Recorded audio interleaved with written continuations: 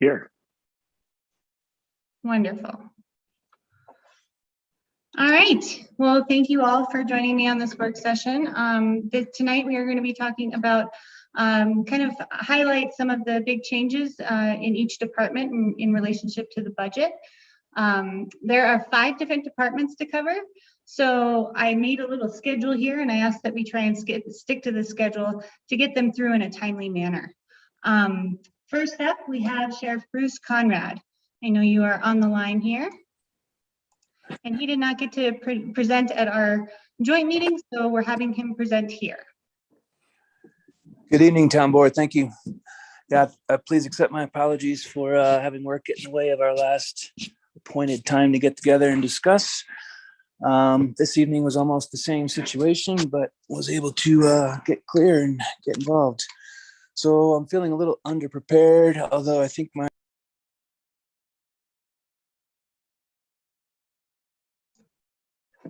Sheriff Conrad, you cut out. Let's see if you're still there.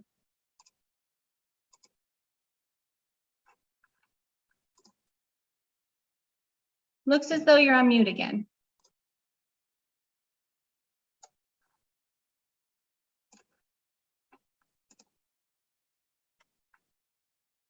I'm going to ask you to unmute. How about now? Perfect. Continue. Sorry about that. Not sure how I muted there. I was trying to look at another screen. I think my stuff is fairly straightforward in that I'm continuing to be as fiscally responsible as we always try and be at the Sheriff's Office. We're sitting at 54% of our budget at this time of year, which You cut out again.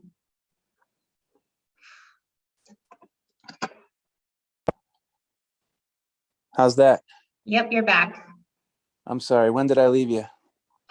You said we're at 54% of your budget?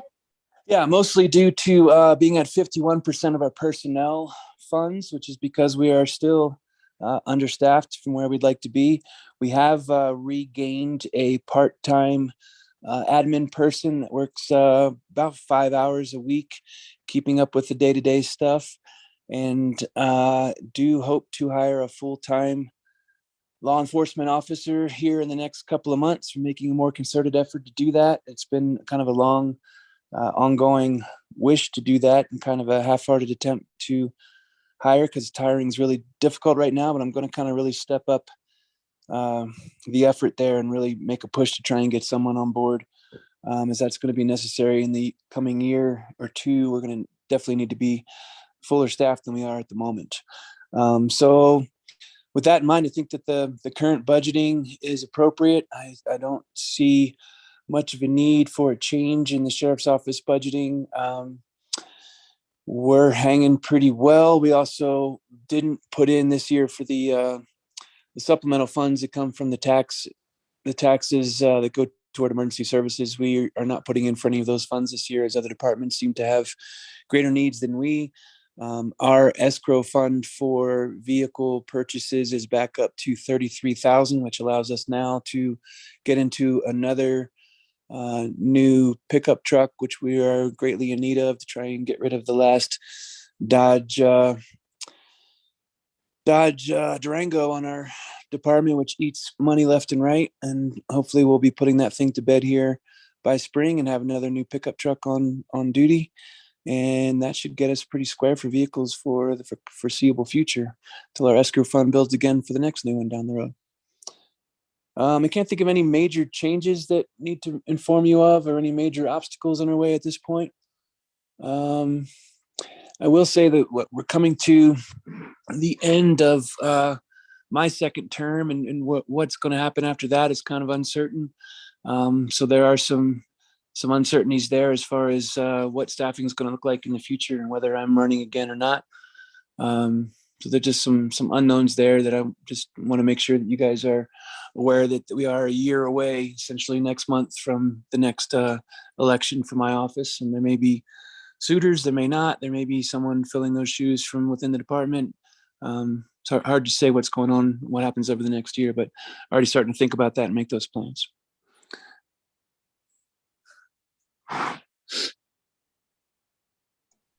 Anyone have any questions for me?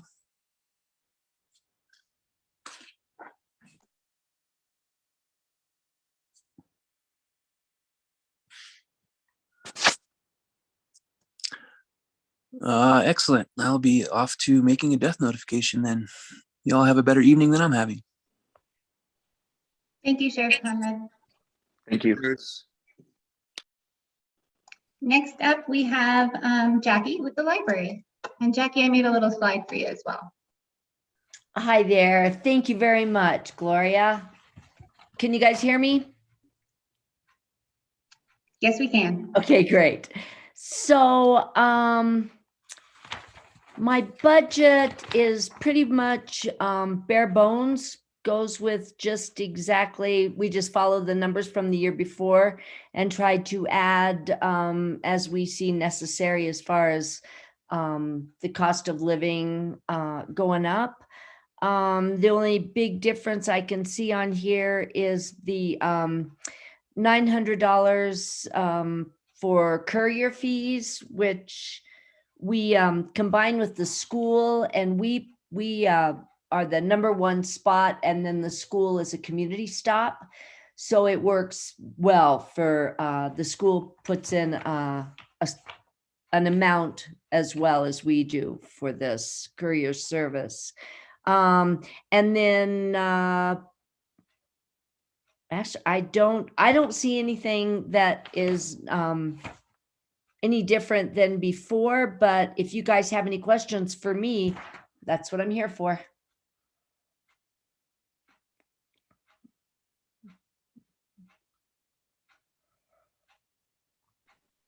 We're back to Zoom levels of commentary. So thank you for being here. Any trustee questions or comments? I'll just try and rouse the room a little bit.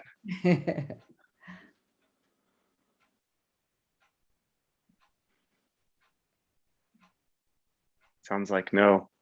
Well, thank you. Great job. All right. Thanks, you guys, very much. And Gloria, thank you for making a space for me.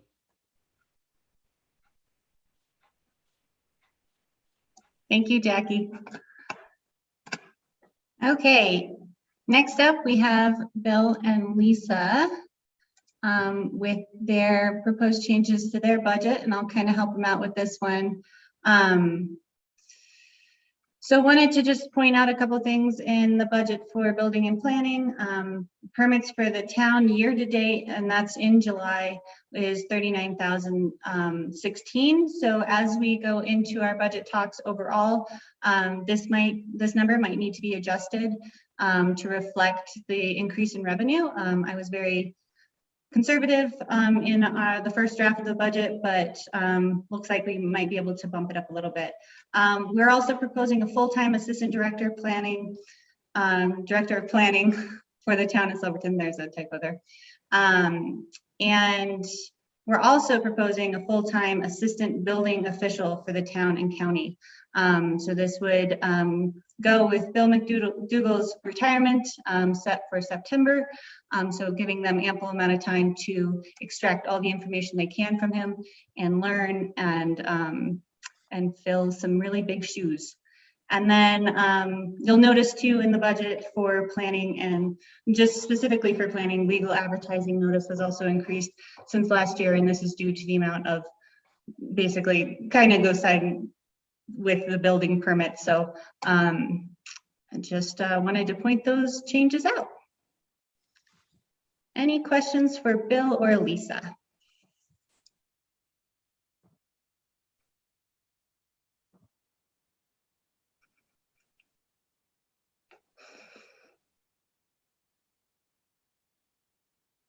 All right. Great. Good job, Bill and Lisa.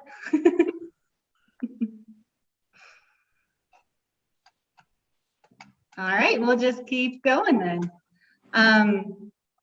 So next we have Public Works, and the big changes for our Public Works Department is a proposed full-time operator for 2022.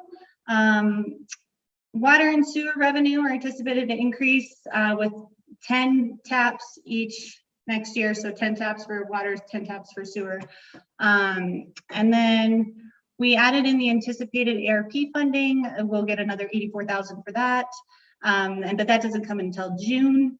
And then a $15,000 rate study was budgeted split between water and sewer. And I'll go one more slide here, and then we can funnel any questions to Mr. Seitz. This is just a little explanation. If you see, it goes up quite a bit in 2020 for water. These are some grants that we're anticipating, and the same with the sewer fund as well. So, Mr. Seitz, you can take it away. Okay, Administrator Koshberger covered most of the high points. Really, the biggest change is we'd like to get another full-time employee on board. I think I know we're just short-staffed to keep up with the growth and the increased demand on our resources. Having more people in town, have more people building in town. We need more help, and we need it on an administrative level. Ideally, we'd like to find someone that's a water and sewer operator that could keep a closer eye on that stuff, all aspects, and getting someone also that could and was willing to operate a snowplow wouldn't hurt. So we're kind of looking for a Swiss Army knife type employee. We need one. And then I would also like to note that on the $15,000 rate study, I think it's been 2017 was the last time we had a rate study. We really need to look at it more closely now that we're anticipating building out a wastewater treatment plant within the next 5 to 7 years. That's going to be a big hit on our taxpayers or our ratepayers. So we really need to look at that closely and make sure that our rates are in the right places. But those are the high points, and I'll take any questions. John, it's Tyler here. You think one more full-time operator is gonna do it? I mean, with the amount of work that I've seen you guys doing recently, I'm just curious if that'll fill the gap, or if that's just like a bare minimum to get by.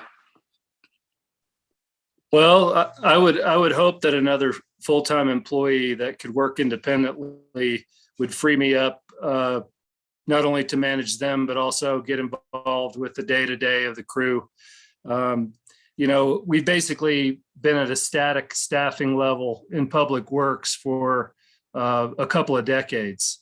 And if we continue to see the growth that we've seen in the last couple of years, we may need to add more employees. But I think that an administrative employee that's capable of doing higher level administrative work, and I've polled my guys, and none of them are really interested in doing it. So I think we would all welcome someone to take some of the load off of my back, and then I could get more involved with the crew, making sure that they have everything that they need. And that's a great start. Anytime you add a full-time employee, it's a big hit on the budget, but it's a huge increase in level of service and efficiency. And with the growth that we're seeing, again, it's just it's time to do it.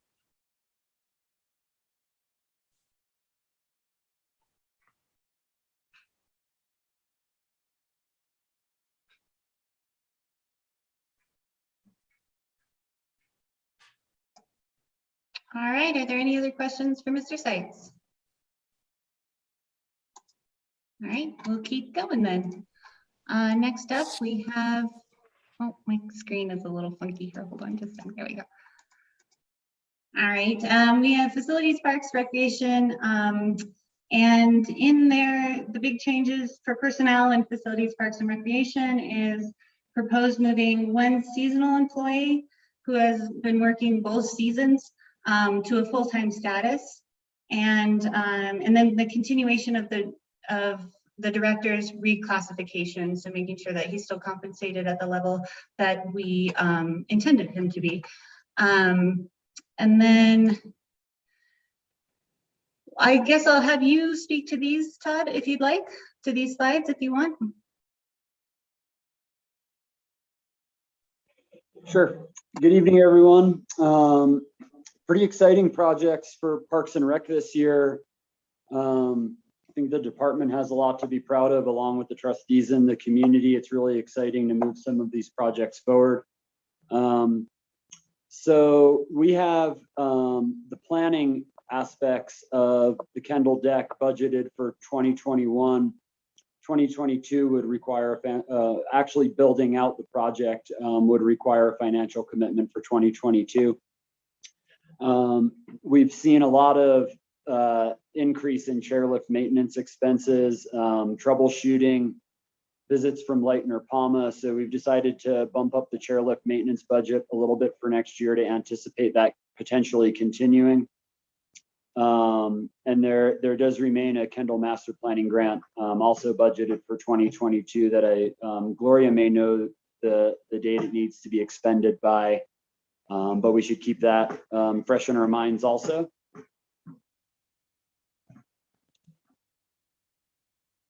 Is there another slide, Gloria? Okay. Some of the projects that are already in motion that'll be carrying into 2022, probably our largest project is the Columbine Park revitalization, complete park renovation along with a restroom, which will be a new building facility, which we're really excited about. We've been working with Mountain Grain Architecture, Chris Clemens. We are hoping to have some preliminary drawings here, hopefully by Thanksgiving was originally our intention, so we'd be able to bid that project for construction over the winter. Carrie Metzler, hats off to her. She's really put in a lot of hard work to get the senior center going over at the modular. We've been happy to assist her where possible. And I spoke with Carrie today, and I think we're shooting for an opening of the senior center the first week of November, which was our original intention. Sometime in late fall, so we ought to hit that mark. We added some funds to the cemetery, particularly for the removal of the fence. I'll get back with the Historic Society and confirm with them that that is their highest priority of the needs up there, but that's been high on the list for quite some time. Moelis, really exciting news. Year to date, we are over 200,000 in revenue. And currently Brian Fulmer is doing a ton of work up there. Gloria and I went up last week and briefly toured the area. Really exciting what he's doing with drainage and to help the trees become a little healthier and limit our liability up there at the same time, as well as just improve the campsites and create a better experience for what's really ramping up as far as visitorship. So we've been relying on Moelis for quite some time. It's time we do some work up there, and you will see in your packets a more detailed explanation and update of the tree health and topsoil and campsite improvements done at Moelis year to date, and we're going to be continuing that as long as we can and as weather allows. With that, I would be happy to field any questions in regard to the department or specific projects.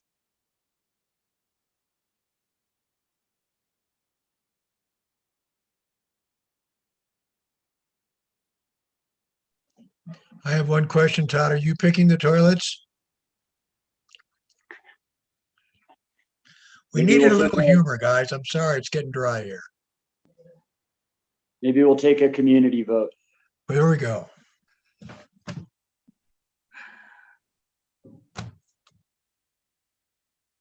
And just to add, I began working with Gloria on a more comprehensive 2022 capital improvements plan. I think we'll be presenting that at a later date. We've basically gone through and prioritized the top projects and most significant projects that need to be accomplished at each of our town assets, meaning the cemetery, Memorial Park, Kendall, the library, Moelis, all of our places. We've identified what we feel is the top project at each location. And we'll be presenting on how we can either begin planning those projects or actually complete them in 2022. But that'll definitely be way more in depth and more comprehensive and may start even at the subcommittee level so we can refine it a little bit before we bring it up to the full board. But I'd be happy to meet with anyone also on those projects if they'd like to kind of get a sense of where we're at and where we're going and what we kind of see as the trajectory for the next couple of years.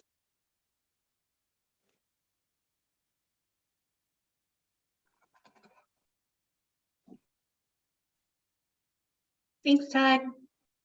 Thank you. Appreciate it. And since we do have a little bit more time, I do have a couple of things to bring up for clarification with you all. So I saved these slides on here just in case we had time. So there's, as I'm going through the budget, I had a lot of questions. A lot of them got answered, but these kind of questions are kind of for you all to help me decide on partners versus discretionary fund. So we have this, we had a discretionary fund last year with $5,000 in it. This year I bumped that up to 10,000, thinking that it would be for our nonprofit requests, but then diving deep into the budget, realizing that some of the nonprofits have been classified as a partner. So as you see on this kind of graph on the side, this is what was requested last year. We have budgeted already for the 4th of July support. We've also, I think that's pretty much the big one that we've already budgeted for. Oh yeah, hi Molly. Hopefully I'll stay on. It keeps cutting out. That's because several of these have an actual contract.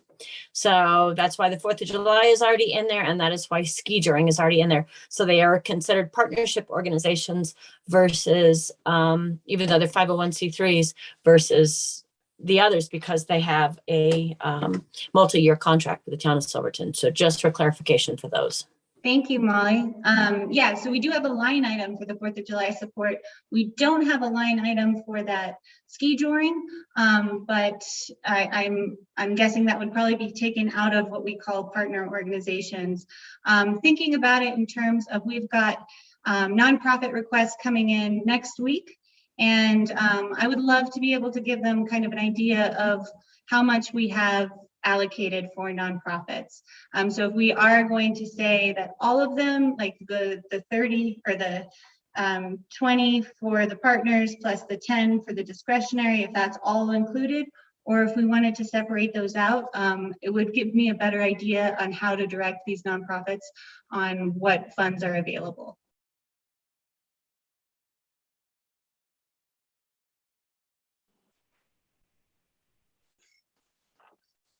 Shane? Do you have something in mind to propose, or are you just looking for input and discussion? I'm looking for input and discussion. As I look through kind of the current asks with Southwest COG, Region 9, and San Juan or Small Business Development Center. That's what the SBDC is. Thinking about those already in mind, it looks like we'll have about give or take 10 grand. Yeah, I guess I'm just looking for direction on how much we want to allocate, or if that's something we want to save for a later day. But I'm looking for direction on like how much we allocate for nonprofits. I guess that we don't already have a contract with. And within that allocation, we have $30,000. So from that 30, and that would be with the discretionary fund and the partners fund. If I'm doing this correctly, because I just want to make sure that discretionary fund wasn't used for something else. I think I had heard that it would be used for fee waivers, but those weren't tracked in there. So I'm just trying to find some direction on how you would like me to use those funds. Does that make sense? Okay. So go ahead, Molly. There's a lot to unpack in that. So Southwest COG, Region 9, and the business development are all quasi governmental agencies, of which we typically are a part of. Baker's Park, Ski Touring, Senior Center. Well, no, I need to pull the Senior Center out of that one. Baker's Park, Ski Touring, Film Office, and 4th of July are what do you want to call that? Something that constantly helps the community, brings visitors to the community, and is kind of a centric part of everything that we do as far as the community goes. And then same way with the Kendall School Program with that. So the others, those are smaller requests. Those were typically the fee waiver stuff. We're talking about the fee waiver for, say, Kendall Mountain. Okay. When you rent it and we fee waiver it, it actually doesn't make the town of Silverton cut a check. So we're just giving that in kind. So if we're going to actually go that deep, then we should have an in-kind fee waiver versus an actual $4. That's how I would break those out. I wouldn't do too much with the partnership organizations that are quasi-governmental, because it's our choice whether or not we want to stay in them and to help support them. We hadn't had to pay COG in the last couple of years because there wasn't anything in programs that we had. La Plata had dropped out, and there was this kind of gray area. We didn't know if we were going to stay in or not. If they've got some really great programs again that are beneficial to the community, I'd say then let's, stay up current with the COG. Region 9, of course, is our area. And then the business center development, that all ties in with Beth Kramer with what she does. So, that's how I would do it. I would say discretionary fee, when we're supporting something versus a fee waiver, which is an in-kind donation. So thank you. Yeah, totally agree that it would be helpful to kind of dial in the structure before figuring out the dollar amount. And I agree with Molly that contributions could be categorized differently than waivers. And maybe we have different dollar thresholds for each.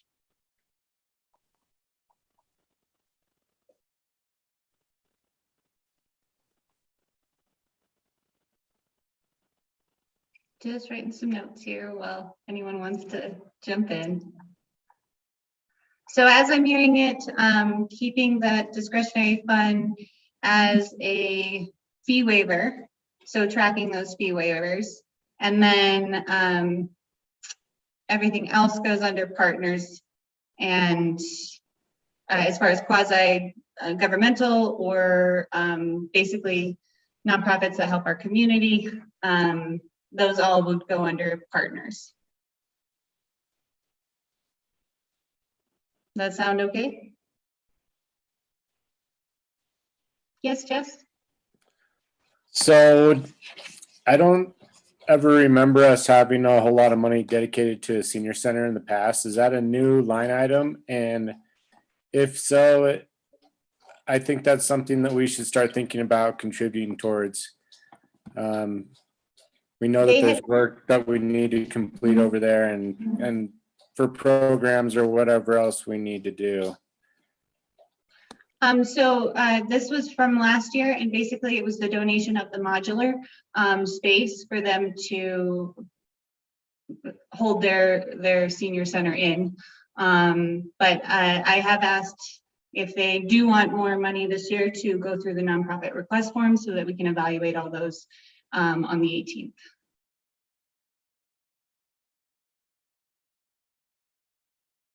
Sally, did you have a question, comment? Yeah, I was just going to say, I like the direction that you're headed in trying to categorize these and organize them in terms of how the town supports it, whether it's in kind or cash or waivers or those types of things. And maybe the next time we circle back to this area of the budget, if you wanted to, if something kind of comes to light as you work through it and you made a suggestion, like this is sort of how it works for me, and we could analyze it in that way, because this list looks like what's come before us in the past, and I think that's important to note. And thinking about it, going forward, there may, off the top of my head, I'm having trouble thinking of great examples, but something like the Taste of Silverton or the Jamboree or certain community events that have happened, if they were to start happening again, you know, to just think about how we provide funding for those, or how we make space in the budget for those. I don't know. I don't know that. I think once you have it sort of structured in a way that makes sense as you go through this, will give us space to think about how it would apply to other things that aren't on this list. For some reason, the list looks very true and accurate, but incomplete. I think that's great feedback, Sally. And while you were saying that, I thought maybe that I should, oh, go ahead, Molly. Just one thing, I want to touch on what Jess said about the senior center. If we support them, it doesn't necessarily have to be a full financial dollar support. It could be the way that we design a contract for the space too, that, you know, the towns, because it's hooked up to the town's electricity and, you know, they can potentially share it. So it might not be as large of a, like, quote, cash donation or a cash ask as it would be more there again of kind of a fee waiver, in my opinion, to help keep them in that space with very little cost to them to run all their programs through there. That's what I see. So I like what Jess said as well. Thank you. Thank you. And I'm thinking that I jumped the gun on this, and maybe this is a question that we have on the 18th when we're evaluating the nonprofit requests and how many we get and how much we are asked for. And then we can probably revisit this and reevaluate kind of how much we want to put in there. Does that sound good to everyone? Okay. And then I'm here to harness any other questions on the budget from you all that you might have or need clarification on. I will be going over it at our regular meeting in an hour. But if you had any dying questions, we could answer them now as well.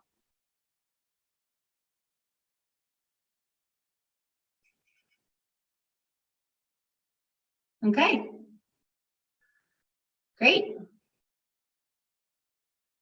Mr. Fairman, should we adjourn this meeting and come back for our regular meeting at 7 o'clock? I think that sounds great. Oh, Thank you Molly? very much. Yeah, go ahead. I would just like to thank all of the department heads. This has been a long time in coming. It really makes everything more open, more transparent, far clearer for the community to understand. Thank you for the slides, Gloria, putting everything into context, what is needed for the community. So that way, when questions are constantly fielded, why doesn't this get done? Why didn't this happen? It's all out there and available right now for the community to see. And I appreciate that very much. And thank you for department heads for presenting. Absolutely. I think part of the reason why we were so quiet is information was great. Good. Well, yeah, thank you all. Let's go ahead and adjourn this meeting. The time is 6:09 p.m. and we will see you again in just under an hour at 7 p.m. Thank you.